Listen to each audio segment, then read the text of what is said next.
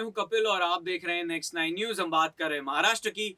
चुनाव आयोग ने बीते दिनों बड़ा फैसला सुनाया और कहा कि जो शिवसेना है वो शिंदे की है, बल्कि उद्धव ठाकरे की नहीं है। उसके बाद संजय राउत हो, आदित्य ठाकरे हो, उद्धव ठाकरे हो, तमाम जो है वो चुनाव आयोग पर बड़े आरोप लगाते हुए नजर आए थे। पूरा मामला फिलहाल सुप्रीम कोर्ट में है।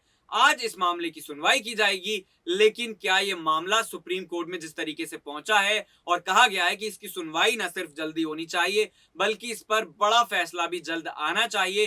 कपिल सिब्बल ने इसको लेकर जो है वो ये कहा था कि जो आरोप लगाए गए हैं, यानी कि जो उद्धव ठाकरे आरोप लगा रहे हैं शिंदे पर, वो काफी गंभीर हैं और सुनवाई जो है वो जल्दी होनी चाहिए। लेकिन क्या सुनवाई के बाद उतना ही फैसला जल्द आ पाएगा, ये भी बड़ा सवाल है। और 16 विधायकों की अयोग्यता को लेकर जो लगातार मांग की जा रही है, ये भी बड़ा सवाल है, क्योंकि अगर 16 विधायकों की अयोग्यता पर फैसला आता है और उद्धव के हक में अगर ये फैसला चला जाता है तो फिर शिंदे को यहां पर बड़ा झटका लगेगा और सुप्रीम कोर्ट में पूरा ये मामला जो चुनाव आयोग ने फैसला सुनाया है वो पलटता हुआ भी नजर आ सकता है।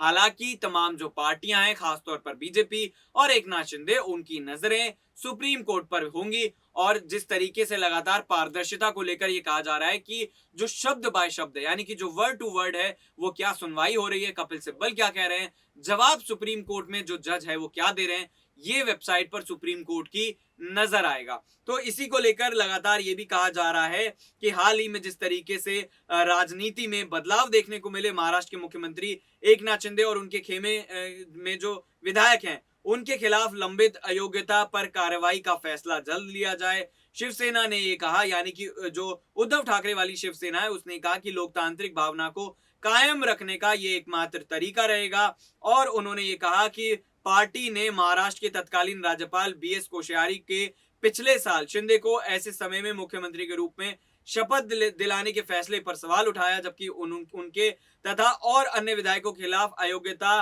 कार्यवाही विधानसभा उपाध्यक्ष के समक्ष जो है वो लंबित थी। उद्धव ठाकरे जो शिवसेना ने आरोप लगाया था कि संवैधानिक पदों पर बैठे राज्यपाल जैसे लोग देश की राजनीति में सक्रिय भूमिका निभाते रहे हैं।